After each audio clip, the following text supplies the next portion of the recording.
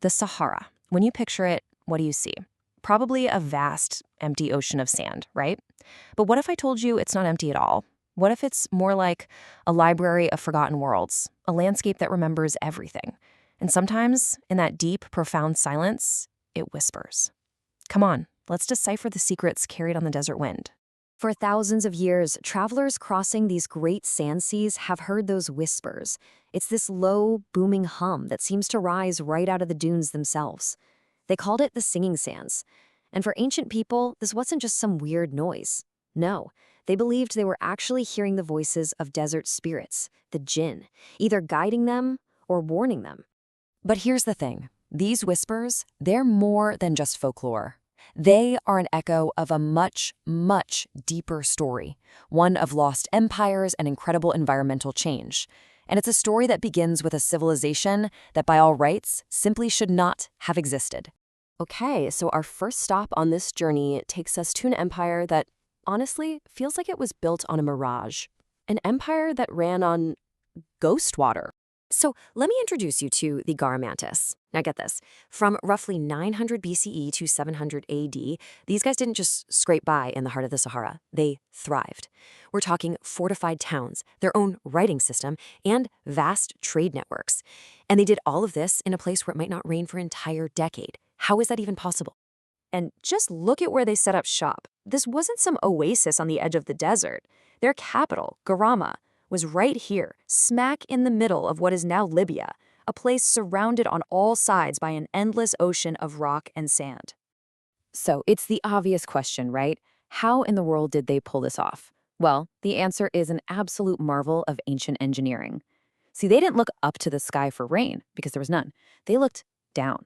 The key to their entire civilization was that they were miners. But they weren't mining for gold, they were mining for water. Fossil water, to be exact, a finite resource that was basically a leftover from a much, much wetter age. They dug these incredible underground canals called fagaras, some plunging 50 meters deep, to tap into these ancient water tables and channel it for miles to their crops. And just look at this number. We're not talking about a couple of wells here. Archaeologists have mapped over 2,000 kilometers of these tunnels. Can you even wrap your head around that? That's an underground river system built entirely by hand. That's an achievement on the same level as the Great Pyramids. This was the literal lifeblood of their entire civilization. And this slide, this is incredible. It shows you their progress over 1,000 years. The top image shows the system way back around 400 BC, and then look at the bottom one. You can see its massive expansion by AD 600. They just kept digging, expanding, pushing their technology to its limits to sustain a growing population. All of it powered by this hidden, ancient water. But that just brings up another question, doesn't it? Where did all that water come from in the first place? To answer that, we have to peel back another layer of time, way, way back, long before the Garamantes, to a Sahara that you would not even recognize. See, that fossil water they were mining, it wasn't just old. It was literally the ghost of a lost paradise, a world that was green and lush and absolutely full of life. So here's what happened.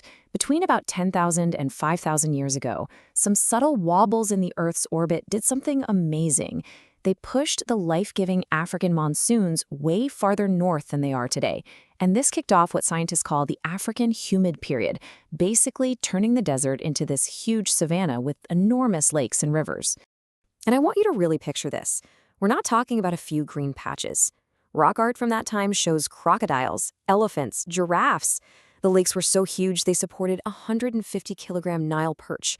I mean, can you imagine? People lived in settled communities, fishing and foraging. They had this rich spiritual life, captured in these stunning rock paintings, like these mysterious round-head figures you can find in Tassili Najir. It was a paradise. And then, poof, it was gone. So what happened? For a long time, the answer seemed pretty straightforward. But you know what? New evidence is pointing to a much more complicated and honestly more troubling story. Okay, so the old theory was pretty simple. The same orbital changes that turned the Sahara green just slowly reversed, a natural, gradual process over millennia. But then, new research from an archaeologist named Dr. David Wright suggests that's not the whole story. He thinks he found a human fingerprint at the scene of the crime. So here's the idea. Around 8,000 years ago, humans introduced livestock herding into this really delicate ecosystem, and this one act might have set off a devastating chain reaction. You see, as the cattle and goats grazed, they stripped away the vegetation.